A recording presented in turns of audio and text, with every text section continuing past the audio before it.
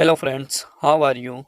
Today we are going to start our new chapter, chapter number 4, carbon and its compound. And this is part first of this chapter. Carbon and its compound हमारा एक बहुत important chapter है क्योंकि हमारा जो weightage है CBSE board exam का उसमें केमिस्ट्री में इस चैप्टर से काफ़ी क्वेश्चन पूछे जाते हैं और अच्छे क्वेश्चन होते हैं, सिंपल होते हैं और इनको आप आसानी से सोल्व भी कर पाएंगे यदि आप इस चैप्टर को बहुत अच्छे से पढ़ते हैं तो। और जब आप हायर क्लासेस में जाएंगे, आप साइंस में यदि इंटरेस्ट रखते हैं, साइंस स्ट्रीम में जाते हैं तो बीएससी लेवल में तो कार्बन एंड इट्स कंपाउंड को एक अलग ही केमिस्ट्री में पढ़ा जाता है, मतलब केमिस्ट्री का ही एक पार्ट है जिसे हम कहते हैं ऑर्गेनिक केमिस्ट्री। ठीक है, ऑर्गेनिक केमिस्ट्री में सभी कार्बन और इसके कंपाउंड्स की स्टडी होती है, तो ये बहुत इम्पोर्टेंट एक चैप्टर है, आप ऐसा समझ लीजिए। और जो ऑर्गेनिक केमिस्ट्री है हमारी, उस ऑर्गेनिक केमिस्ट्री का ये एक ट्रेलर है। जैसे कोई पिक्चर रिलीज होती है तो उससे पहले एक ट्रेलर आता है, ठीक है, तो उसी तरह से ये हमारा ऑर्गेनिक केमिस्ट्री का एक ट्रेलर है और इसमें बहुत बेसिक कंसेप्ट यहाँ पर दिए गए हैं जो आपको अच्छे से आने चाहिए और क्लियर होने चाहिए। तो आप इस बात को ध्यान में रखें और इस चैप्टर को line by line very carefully study करें और प्रत्येक चीज़ को समझें ना। इसमें समझने वाली चीज़ें ज़्यादा हैं, दिमाग में कंसेप्ट बिठाना ज़्यादा इम्पोर्टेंट है। वैसे ये बहुत सिंपल लगेगा आपको, लेकिन जो चीज़ें होती हैं वह थोड़ी टेक्निकल होती हैं, तो आपको उनको अच्छे से समझ में आना चाहिए। So let's start now. In the last chapter we come to know many compounds of importance to us. Last chapter में हम कई कंपाउंड्स के बारे में हमने पढ़ा ना, आयनिक कंपाउंड्स हमने पढ़े, साल्ट्स के बारे में पढ़ा, एसिड के बारे में पढ़ा, बेसिस के बारे में पढ़ा, कई गैसों के बारे में पढ़ा, है ना। तो जो हमारे लिए इंपॉर्टेंट है, कई चीज़ों के बारे में हमने पढ़ा। In this chapter we will study about some more interesting compounds and their properties. और इस चैप्टर में हम कुछ और नए कंपाउंड्स के बारे में और उनकी प्रॉपर्टीज़ के बारे में स्टडी करने वाले हैं। Also we shall be learning about carbon, an element which is of immense significance to us in both its elemental form and in the combined form। तो इस चैप्टर में हम कार्बन की जो एलिमेंट है, कार्बन हमारा एक एलिमेंट है, 6 नंबर इसका एटॉमिक नंबर होता है, तो ये हमारे लिए बहुत ज़्यादा महत्वपूर्ण एलिमेंट होता है क्योंकि ये हमारे एलिमेंटल रूप में है ना, इसके तत्व के रूप में यानी सिंगल कार्बन के रूप में और कंबाइंड फॉर्म में यानी कंपाउंड्स के रूप में ये हमारे बहुत काम आता है और हमें बहुत सारे कंपाउंड ये फॉर्म करके देता है। तो यहाँ पर एक एक्टिविटी है थोड़ी सी समझने के लिए, तो make a list 10 things you have used और कंज्यूम्ड सिंस द मॉर्निंग। आपको कुछ चीज़ों की यहाँ पर टेबल बनानी है जो जिनको आपने मॉर्निंग से, सुबह आप उठे तो आपने उनको यूज किया, तो उन चीज़ों की यहाँ पर लिस्ट बनानी है। Compile this list with the list made by your classmates and then sort the items into the adjacent table. फिर आप उन चीज़ों को आपके दूसरे फ्रेंड्स ने, क्लासमेट्स ने जो लिस्ट बनाई है उसके साथ आपको कंपाइल करना है, मिलाना है उसको कि कौन सी चीज़ें कॉमन है और कौन सी नहीं है, और सभी आइटम्स को, सभी दोस्तों की और आपके जो आइटम्स आपने लिखे हैं उनको जो टेबल दी गई है एडजेसेंट साथ में इस टेबल में फिल करना है। If there are items which are made up of more than one material, put them into both the relevant columns of the table। तो जो आइटम जिस तरह से बने हुए हैं उनको आपको इधर टेबल में फिलअप करना है। तो हम देख लेते हैं यहाँ पर क्या क्या आपके लिखे गए हैं। तो हमारे जो टेबल है इसमें फर्स्ट कॉलम में थिंग्स मेड ऑफ मेटल लिखी गई है और दूसरे कॉलम में थिंग्स मेड बाय ग्लास और क्ले और तीसरे कॉलम में अदर्स, है ना। तो जो चीज़ें मेटल्स की बनी हुई है और इनको आप यूज़ कर रहे हैं, जैसे आपके घर में बर्तन होते हैं, है ना, और उसके अलावा बहुत सारी चीज़ें होती हैं जो मेटल की होती हैं और आप डेली यूज करते हैं। उसके अलावा कुछ कांच की और क्ले की चीज़ें बनी होती हैं, जैसे कि आप चाय पीते हैं कप में तो वे क्ले के बने होते हैं। ग्लास होता है अपने, है ना, तो कांच के ग्लास होते हैं, उनमें हम दूध पीते हैं, पानी पीते हैं। उसके अलावा बहुत सी चीज़ें होती हैं, हमारे ग्लास का मिरर होता है जिसको आप डेली यूज करते हो। और उसके अलावा कुछ और चीज़ें होती हैं जैसे कि चेयर है, कॉल है, पेट्रोल है, प्लास्टिक है, क्लॉथ्स है, फूड है ना। इस तरह की चीज़ें को हम क्या करते हैं, डेली यूज में लेते हैं। ठीक है, तो मेटल के अलावा जो चीज़ें हमारे यूज में आ रही हैं उनको हमने इधर लिखा है जो कि कार्बन की बनी होती हैं। Look at the items that come in the last column of the above table filled by you. तो यहाँ पर जो आइटम हमने भरे हैं उसमें लास्ट कॉलम में जो आइटम है उनको आपको एक बार अच्छे से देखना है। Your teacher will be able to tell you that most of them are made up of compound of carbon. तो यहाँ पर जो हमने आइटम्स लिखे हैं इनमें से ज़्यादातर किसके बने हुए हैं, कार्बन के बने हुए हैं। चेयर में भी हमारे कार्बन है, मतलब जो चेयर है वह किसकी बनी होती है, वुड की बनी होती है। ठीक है, तो वुड से हमारे जितने भी आर्टिकल बने हुए हैं या वुड जो है उसमें कार्बन होता है। ठीक है, देन कोल है, हमारा कोल हम जलाते हैं, पेट्रोल, डीजल, केरोसिन, इन सब में कार्बन है। प्लास्टिक के तो हम इतने आइटम यूज कर सकते हैं जिनकी लिस्ट बनाना भी इम्पॉसिबल है। ठीक है, तो प्लास्टिक जितने भी हैं सभी में कार्बन होता है। क्लॉथ्स हैं, हमारे कपड़े हैं, तरह तरह के कपड़े हैं, बहुत सारे कपड़े होते हैं, कर्टेंस होते हैं, कालीन होते हैं, उन सब में कार्बन होता है। देन फूड है, हमारे फूड मटेरियल्स होते हैं, सब्जियां होती हैं, फल फ्रूट होते हैं, अनाज होते हैं, इन सब में कार्बन होता है किसी न किसी रूप में, कंबाइंड फॉर्म में। तो यहाँ पर हम देख सकते हैं कि कार्बन हमारे कितने ज़्यादा काम की चीज़ है। Can you think of a method to test this? क्या आप इसके बारे में कोई तरीका बता सकते हैं कि किसी चीज़ में कार्बन है या नहीं, उसका पता कैसे लगाएंगे? What would be the product if a compound containing carbon is burned? तो क्या प्रोडक्ट बनेगा यदि किसी कंपाउंड में कार्बन है और उसको हम जलाते हैं तो हमें क्या प्रोडक्ट वहाँ पर मिलना चाहिए? तो आपको पता है कि कार्बन जलेगा तो वह CO2 बनाएगा, कार्बन डाइऑक्साइड बनाएगा। तो जहाँ कहीं भी आपको किसी कंपाउंड को जलाने पर कार्बन डाइऑक्साइड मिलती है ना, कार्बन डाइऑक्साइड का भी हमारे पास टेस्ट है। यदि हम उसको लाइम वाटर में पास करते हैं तो वह कैसा हो जाता है, वह प्रेसिपिटेट आउट हो जाता है, वाइट कलर का हो जाता है, दूधिया मिल्की हो जाता है। तो हम यहाँ पर टेस्ट कर सकते हैं कि कार्बन प्रेजेंट है या नहीं। Do you know of any test to confirm this? Yes, we know it. Then food, clothes, medicine, books or many of the things that you listed are all based on this versatile element carbon।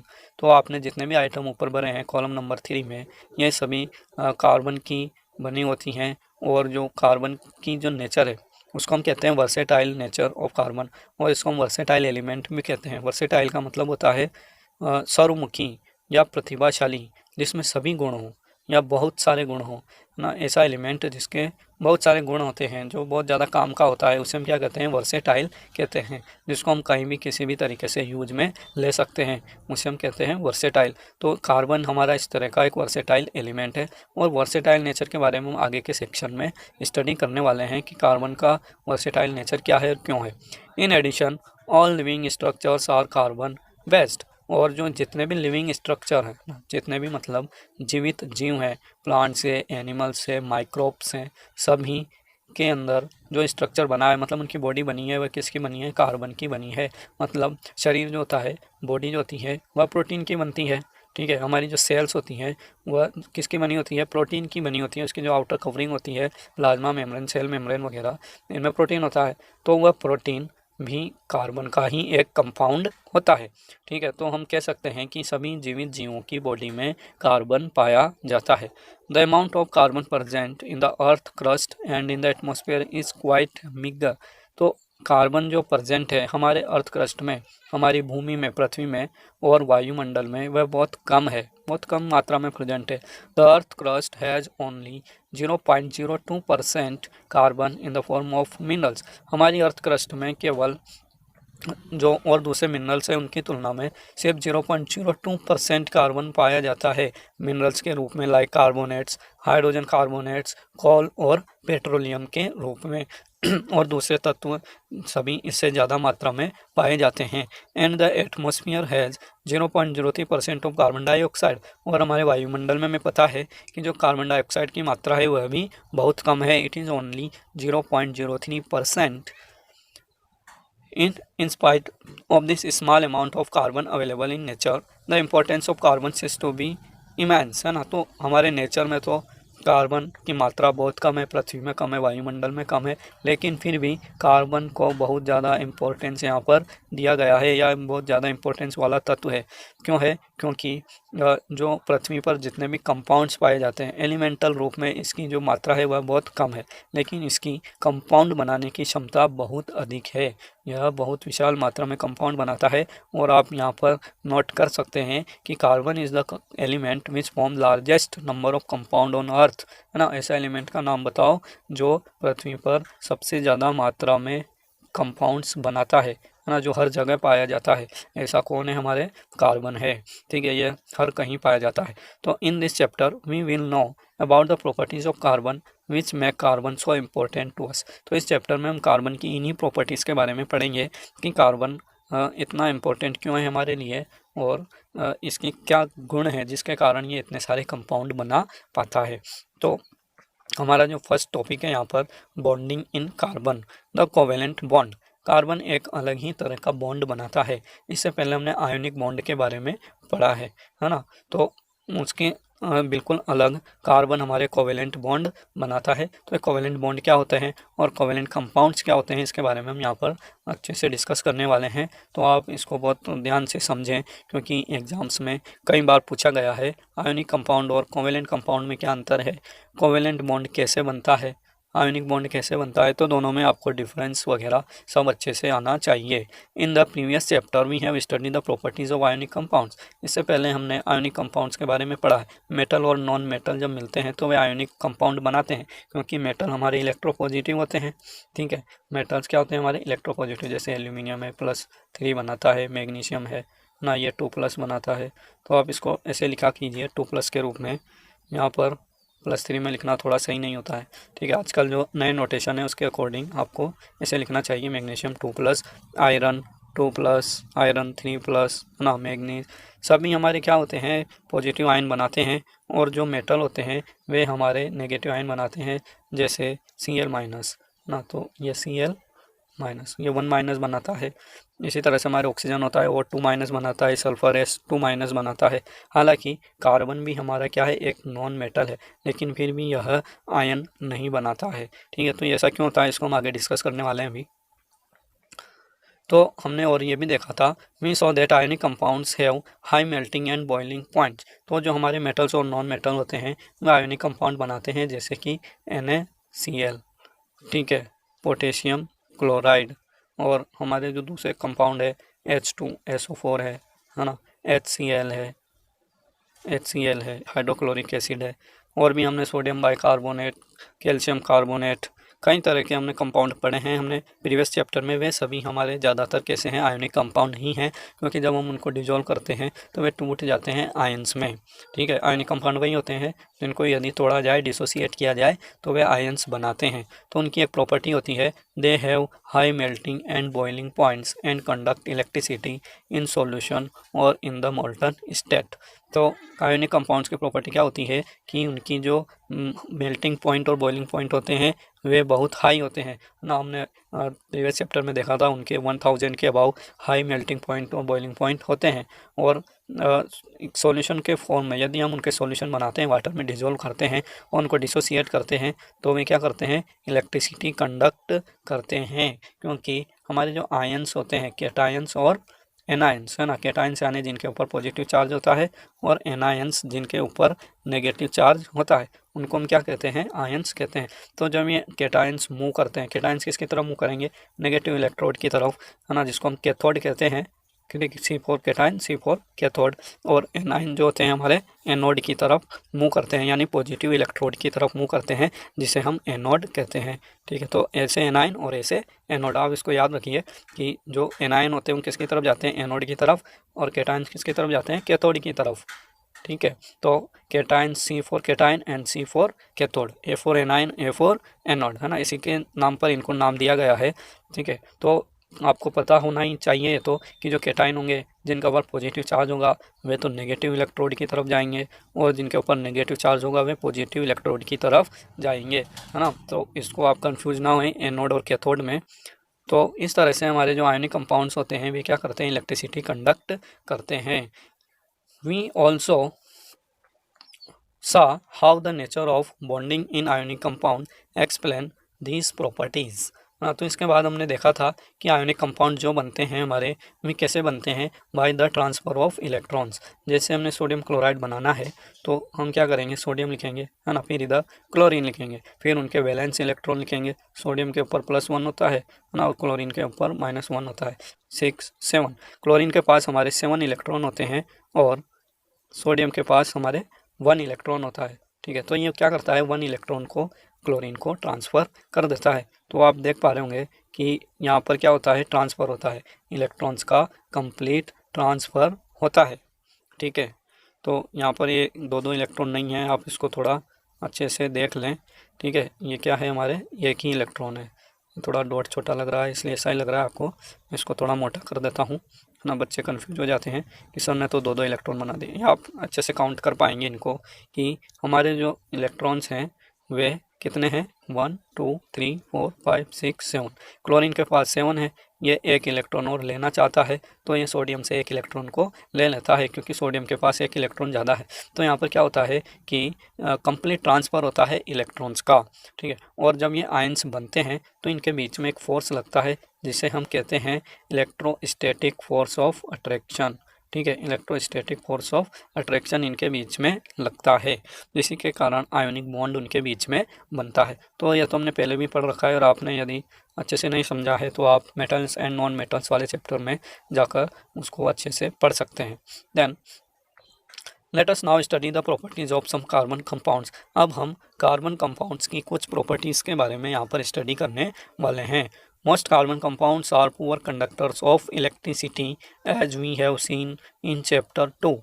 हमारे जो ज़्यादातर carbon compounds होते हैं वे electricity के poor conductor होते हैं, मतलब वे इलेक्ट्रिसिटी कंडक्ट नहीं करते हैं। जैसे कि हमने चैप्टर 2 में देखा, हमने वहाँ पर एक क्वेश्चन देखा था कि आपके पास दो सॉल्यूशन है। ठीक है, एक तो हमारे पास इथेनॉल है C2H5OH, ये हमारा कार्बन का कंपाउंड है। ठीक है, वहीं हमारे पास एक दूसरा कंपाउंड है NaCl। ठीक है, तो NaCl क्या करता है, हमारा इलेक्ट्रिसिटी कंडक्ट करता है। ठीक है, लेकिन ये ग्लूकोज हुआ या फिर इथेनॉल हुआ, ये हमारे इलेक्ट्रिसिटी कंडक्ट नहीं करते हैं। ठीक है, तो इसका रीज़न यही है कि हमारे जो आयोनिक कंपाउंड होते हैं वे तो क्या होते हैं, आयंस में डिसोसिएट हो जाते हैं, तो Na+ और Cl- बना लेगा, लेकिन ये इस तरह से डिसोसिएट नहीं होते हैं और ये इलेक्ट्रिसिटी कंडक्ट नहीं करते हैं, क्योंकि ये आयोनिक कंपाउंड होते ही नहीं हैं, ये तो कोवेलेंट कंपाउंड होते हैं। ठीक है, तो हमारे जो कार्बन कंपाउंड होते हैं कैसे होते हैं, इलेक्ट्रिसिटी के पुअर कंडक्टर होते हैं। दे आर कुचालक, ये बेड कंडक्टर हैं इलेक्ट्रिसिटी के। From the data given in table 4.1 on the boiling and melting points of the carbon compounds, we find that these compounds have low melting and boiling points as compared to ionic compounds।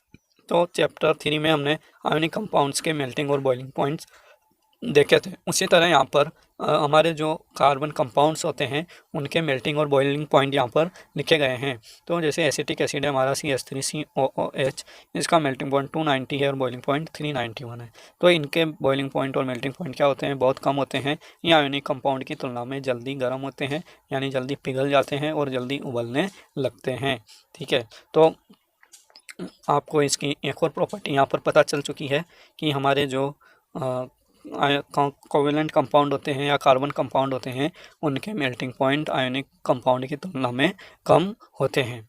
ठीक है, then यहाँ पर कुछ और compound लिखे गए हैं, chloroform CHCl3, तो इसके बारे में भी आपको अच्छे से नॉलेज होना चाहिए। क्लोरोफॉर्म जो होता है हमारे एनेस्थीसिया में काम आता है, यह बेहोश कर सकता है, यह व्यक्ति को क्या करता है, बेहोश कर सकता है, और जो डॉक्टर लोग होते हैं इसको ऑपरेशन के समय एनेस्थीसिया के रूप में यूज करते हैं, मतलब ये पेशेंट को बेहोश करने में काम आता है। देन इथेनॉल होता है हमारा, जो शराब में भी काम आता है, फर्मेंटेशन के द्वारा इसको बनाया जाता है। CH3CH2OH भी हम इसको लिख सकते हैं, या C2H5OH भी हम इसको लिख सकते हैं, क्योंकि इसमें 2 कार्बन है और 5 हाइड्रोजन है, और OH इसका आप समझ सकते हैं कि OH यदि होता है कार्बन कंपाउंड में तो वह इथेनॉल कहलाता है। ठीक है, देन हमारा मीथेन है। आप एक और यहाँ पर ध्यान रखिए कि हमने एसिड और बेस पढ़े थे, उसमें देखा था कि जिसके पीछे OH लगा हुआ है उसको हमने क्या कहा था, बेस कहा था, जैसे sodium hydroxide, magnesium hydroxide, calcium hydroxide. लेकिन यहाँ पर OH यदि लगा रहेगा तो ये हमारा एक हाइड्रोक्सिल ग्रुप समूह होता है। ठीक है, जिसको हम एल्कोहल कहते हैं। अभी आगे हम होमोलोगस सीरीज वगैरह पढ़ने वाले हैं तो उसमें ये आएगा, तो आप इसमें कंफ्यूज ना हो। यदि कार्बन इसमें है तो ये हमारा क्या है, एक कार्बन कंपाउंड और कोवेलेंट फॉर्म में यहाँ पर जुड़ा होता है, आयोनिक फॉर्म में नहीं होता है। ठीक है, देन हमारा मीथेन है CH4, ये हमारा सबसे सिंपल कार्बन कंपाउंड है। एक बार इसी से क्वेश्चन पूछ लिया गया था कि आप कार्बन कंपाउंड्स में से जो कि मिलियंस और ट्रिलियंस की संख्या में होते हैं, सबसे सिंपल कार्बन कंपाउंड का नाम बताइए। तो सबसे सिंपल कार्बन कंपाउंड का नाम होता है CH4। कार्बन के साथ यदि 4 हाइड्रोजन जुड़ जाते हैं तो वह कहलाता है मीथेन। आगे हम और इसके बारे में डिटेल में पढ़ेंगे। Then we can conclude that the forces of attraction between the molecules are not very strong। तो यहाँ से हम इस बात को conclude कर सकते हैं, है ना। हमने जो भी ये पढ़ा है कि इनके मेल्टिंग पॉइंट क्या होते हैं, कमज़ोर होते हैं, कम होते हैं। तो ये क्यों होते हैं कम? क्योंकि इनके जो फोर्स होते हैं मॉलिक्यूल्स के बीच में या एटम्स के बीच में, वह ज़्यादा स्ट्रॉन्ग नहीं होते। हमारे आयोनिक कंपाउंड में जो इलेक्ट्रोस्टैटिक फोर्स ऑफ अट्रैक्शन होते हैं वे काफ़ी मजबूत होते हैं, लेकिन कोवेलेंट कंपाउंड में जो फोर्स होते हैं अट्रैक्शन के उन दोनों के बीच में, जिनको हम वंडर वाल फोर्स ऑफ अट्रैक्शन कहते हैं, ठीक है, ये क्या होते हैं, बहुत कमज़ोर होते हैं। इसीलिए इनके मेल्टिंग और बॉइलिंग पॉइंट कम होते हैं। ये जल्दी से टूट जाते हैं और हमारा जो पदार्थ है वह जल्दी मेल्ट हो जाता है और उबलने लगता है। Since these compounds are largely non-conductor of electricity, we can conclude that the bonding in this compound does not give rise to any ions। तो यहाँ पर एक और बात हमें पता चल जाती है कि ना ये किसी भी फॉर्म में हमारे कार्बन कंपाउंड्स या कोवेलेंट कंपाउंड्स इलेक्ट्रिसिटी कंडक्ट नहीं करते हैं। They are always bad conductor of electricity और दे आर इंसुलेटर्स। सो हम यहाँ पर एक चीज़ और कंक्लूड कर सकते हैं कि ये किसी प्रकार के आयंस फॉर्म नहीं करते हैं। In class 9th, we learnt about the combining capacity of various elements and how it depends on the number of valence electron।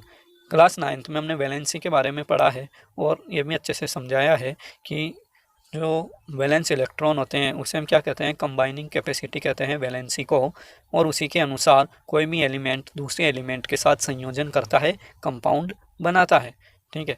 Late us now look at the electronic configuration of carbon. तो हम अब carbon के electronic configuration की तरफ चलते हैं। The atomic number of carbon is 6। Carbon का atomic number कितना है, 6 होता है। What would be the distribution of electrons in various shell of carbon. तो कार्बन की जो शेल होंगी है ना, उसके आसपास न्यूक्लियस के आसपास उनमें इलेक्ट्रॉन कैसे भरा जाएगा, उसका इलेक्ट्रॉनिक कॉन्फ़िगरेशन क्या होगा। How many valence electron in carbon have. तो हम यहाँ पर देख सकते हैं कि कार्बन का जो एटॉमिक नंबर होता है वो कितना होता है, 6 होता है। तो इसका इलेक्ट्रॉनिक कॉन्फ़िगरेशन हो जाता है 2 और 4। इसके के शेल में 2 इलेक्ट्रॉन आते हैं और ए शेल में 4 इलेक्ट्रॉन्स आते हैं। तो जो आउटर मोस्ट इलेक्ट्रॉन्स होते हैं या आउटर मोस्ट शेल में जो इलेक्ट्रॉन्स होते हैं उन्हीं को हम क्या कहते हैं, वैलेंस इलेक्ट्रॉन कहते हैं, ठीक है। वैलेंस इलेक्ट्रॉन और वैलेंसी दोनों अलग अलग चीज़ें हैं। बच्चे हमेशा कंफ्यूज हो जाते हैं कि वैलेंस इलेक्ट्रॉन को ही वैलेंसी मान देते हैं। तो क्या यहाँ कार्बन की वैलेंसी 4 है? नो, कार्बन की वैलेंसी 4 नहीं है, ठीक है। वैलेंस इलेक्ट्रॉन के आधार पर ही वैलेंसी निर्धारित होती है। ये हमने क्लास 9th में अच्छे से इसको लर्न किया है। तो जैसे अभी मैं आपको और एक्सप्लेन करके बता दूंगा वैलेंसी कैसे निर्धारित होती है, थोड़ा हम यहाँ पर पढ़ लेते हैं। What would be the distribution of electrons. तो यहाँ पर कार्बन की शेल में इलेक्ट्रॉन का डिस्ट्रीब्यूशन होगा 2 and 4। How many valence electron. तो यहाँ पर 4 इलेक्ट्रॉन्स होंगे कार्बन के पास, क्योंकि उसके आउटर मोस्ट शेल में कितने इलेक्ट्रॉन है, 4। We know that the reactivity of elements is explained as their tendency to attain a completely filled outer shell. तो किसी भी एलिमेंट की रिएक्टिविटी उसकी जो आउटर मोस्ट शेल है उसको यदि वह कम्प्लीटली फिल कर सकता है ना, या कम्प्लीटली फिल है या इनकम्प्लीटली फिल है या हाफ फिल्ड है, उस पर ही उसकी रिएक्टिविटी निर्धारित होती है। क्योंकि हमने देखा है कि हमारे जो 18 ग्रुप के एलिमेंट होते हैं, ठीक है, लास्ट वाले, उनमें सबकी सेल क्या होती है, भरी होती है। हीलियम में 2 होते हैं, फिर उसके बाद सभी में 8 इलेक्ट्रॉन्स, नीचे वाले जो हीलियम, नियोन, आर्गन, क्रिप्टॉन होते हैं, उन सब में आउटर मोस्ट जो शेल होती है यानी जो वैलेंस शेल होती है वह कम्प्लीटली फिल्ड होती है, उनमें हमारे कंप्लीट इलेक्ट्रॉन होते हैं। सो दे आर नॉन रिएक्टिव। इसलिए हम इस ग्रुप को नोबल या इन गैसेज को हम नोबल गैसेज भी कहते हैं, ठीक है। नोबल गैसेज या इनर्ट गैसेज भी कहते हैं 18 ग्रुप की गैसेज को, क्योंकि ये रिएक्शन नहीं करती है, क्योंकि इनके जो वैलेंस शेल होते हैं ये कम्प्लीटली फिल्ड होते हैं, इनको ज़रूरत ही नहीं है। तो हर एलिमेंट वास्तव में यही चाहता है कि वह अपना जो वैलेंस शेल है उसको कम्प्लीटली फिल्ड कर ले, और इसीलिए वह क्या करता है, दूसरे एलिमेंट्स के साथ इलेक्ट्रॉन्स की शेयरिंग करता है या इलेक्ट्रॉन्स का ट्रांसफ़र करता है। That is attain noble gas configuration. तो हर एलिमेंट क्या चाहता है, अपना नोबल गैस कन्फिग्रेशन अटेन करना चाहता है, उसे प्राप्त करना चाहता है। वो अपने आउटर मोस्ट शेल में 8 या 2 इलेक्ट्रॉन्स पूरे करना चाहता है। 2 के लिए तो हमारे सिर्फ 2 ही हैं, है ना, हाइड्रोजन और हीलियम। बाकी सब हमारे 8 इलेक्ट्रॉन्स कंप्लीट करना चाहते हैं। Elements forming ionic compounds achieve this by either gaining or losing electrons from the outer most shell. तो जो हमारे एलिमेंट्स होते हैं वे क्या करते हैं, आयोनिक कंपाउंड्स बनाते हैं, है ना। इस चीज़ को वो कैसे प्राप्त कर पाते हैं, जो उसकी टेंडेंसी है आउटर मोस्ट शेल को फिल करना, इसको वे इलेक्ट्रॉन्स के ट्रांसफ़र और उसके जो गेनिंग होती है, मतलब इलेक्ट्रॉन को देना और इलेक्ट्रॉन को लेना, ऐसा कार्य करके वह आउटर मोस्ट शेल को फिल करते हैं। In the case of carbon it has 4 electrons in its outer most shell. और जो हमारा कार्बन है उसके आउटर मोस्ट शेल में 4 इलेक्ट्रॉन्स हैं। It needs to gain or lose 4 electrons to attain noble gas configuration. तो इसको नोबल गैस कन्फिग्रेशन प्राप्त करने के लिए इसके पास 2 विकल्प होते हैं। ये क्या कर सकता है, या तो 4 इलेक्ट्रॉन्स को दे दे या 4 इलेक्ट्रॉन्स को ले ले, है ना। If it were to gain or lose electrons, तो इसके पास 2 कंडीशन होती है ना, या तो ये 4 इलेक्ट्रॉन्स को दे दे या 4 इलेक्ट्रॉन्स को और ले ले, तो इसकी जो आउटर मोस्ट शेल है, वैलेंस शेल है, वह कंप्लीट हो सकती है। तो यहाँ पर प्रॉब्लम क्या है, ये ऐसा क्यों नहीं कर सकता। It could gain 4 electrons forming C4 minus Ni। यदि यह 4 इलेक्ट्रॉन लेता है किसी और एलिमेंट से, तो ये क्या बना लेगा, C4 माइनस Ni बना लेगा, क्योंकि इसके पास 4 इलेक्ट्रॉन की अधिकता हो जाएगी। But it would be difficult for the nucleus with 6 proton to hold on to 10 electrons. तो जो हमारा न्यूक्लियस होगा उसके पास प्रॉब्लम क्रिएट हो जाएगी, है ना। उसके अंदर प्रोटॉन तो कितने हैं, 6 हैं, लेकिन इलेक्ट्रॉन कितने हो गए, 6 पहले से हैं, 4 बाद में आ गए, तो ये हो गए 10। तो 6 प्रोटॉन के लिए 10 इलेक्ट्रॉन को हेल्ड करना यहाँ पर क्या हो जाएगा, थोड़ा मुश्किल हो जाए। दैट इज़ 4 एक्स्ट्रा इलेक्ट्रॉन, क्योंकि यहाँ पर 4 एक्स्ट्रा इलेक्ट्रॉन उसके पास आ जाते हैं, इसलिए यह C4 माइनस आयन भी नहीं बनाता है। It could lose 4 electron forming C4 plus cation. और इसके पास जो दूसरा विकल्प है वह यह है कि ये अपने 4 वैलेंस इलेक्ट्रॉन को किसी को डोनेट कर दे, है ना। तो और ये क्या बना ले, कैटायन बना ले C4 plus. But it would require a large amount of energy to remove 4 electrons leaving behind a carbon cation with 6 proton in its nucleus holding on to just 2 electrons। तो यदि यह C4 प्लस कैटायन बनाता है तो सबसे बड़ी समस्या तो यही हो जाती है कि 4 इलेक्ट्रॉन को डोनेट करने के लिए इसे बहुत अधिक एनर्जी की आवश्यकता पड़ेगी। तो जब आप बड़ी क्लासों में जाओगे तो आप पता लगेगा कि हर इलेक्ट्रॉन को निकालने के लिए यहाँ पर कुछ एनर्जी की आवश्यकता पड़ती है, ठीक है। तो उसे हम इलेक्ट्रॉन गेन एंथैल्पी या इलेक्ट्रॉन गेन एनर्जी कहते हैं। तो यहाँ पर इतनी एनर्जी कार्बन को नहीं मिल पाती है, इसलिए वह C4 प्लस भी नहीं बना पाता है। और दूसरा यहाँ पर एक और कारण यहाँ पर आ जाता है कि यदि कार्बन 4 इलेक्ट्रॉन किसी को डोनेट कर देगा तो इसके पास प्रोटॉन कितने होंगे, 6। प्रोटॉन पर हमारे होता है पॉजिटिव चार्ज, और इस केस में न्यूक्लियस के पास प्रोटॉन की संख्या ज़्यादा है ना, और बाहर इलेक्ट्रॉन की संख्या कम है। तो यहाँ पर इलेक्ट्रॉन और प्रोटॉन का रेशियो बिगड़ जाता है और हमारा जो कार्बन का एटम है वह क्या हो जाता है, अनस्टेबल हो जाता है। तो यहाँ पर हमारे एक बहुत अच्छा क्वेश्चन बनता है और एक अक्सर पूछा जाता है, कई बार ये पूछा भी गया है कि why does carbon not form ions. Carbon ion क्यों नहीं बनाता है। जैसे कि हमने पहले देखा है कि हमारे जो दूसरे मेटल या नॉन मेटल होते हैं वे क्या करते हैं, आयंस बना लेते हैं। जैसे कि हमारे क्लोरीन है ना, क्लोरीन के पास कितने इलेक्ट्रॉन होते हैं, क्लोरीन के पास टोटल 17 इलेक्ट्रॉन होते हैं और उसका इलेक्ट्रॉनिक कॉन्फ़िगरेशन क्या होता है, 287। इसका एटॉमिक नंबर 17 होता है तो इलेक्ट्रॉन भी 17 होंगे और इसका इलेक्ट्रॉनिक कॉन्फ़िगरेशन होगा 287। तो इसके आउटर मोस्ट शेल में कितने इलेक्ट्रॉन है, 7, ठीक है। तो हम इसको बना लेते हैं 1 2 3 4 5 6 और ये 7 इलेक्ट्रॉन इसके पास होते हैं। तो इसके पास 2 विकल्प होते हैं, है ना। इसको क्या करना है, इसका आउटर मोस्ट शेल कंप्लीट करना है। तो इसके बाद 2 विकल्प हैं, या तो इन 7 इलेक्ट्रॉन्स को ये किसी को दे दे या फिर 1 इलेक्ट्रॉन ये किसी से ले ले। यदि यह 7 इलेक्ट्रॉन किसी को डोनेट करता है ना, तो ये इसके पास इलेक्ट्रॉनिक कॉन्फ़िगरेशन हो जाएगा 2 8 और इसकी जो वैलेंस शेल हो जाएगी वह दूसरे नंबर की हो जाएगी, जिसमें 8 कंप्लीट शेल यहाँ पर इलेक्ट्रॉन्स हो जाएंगे।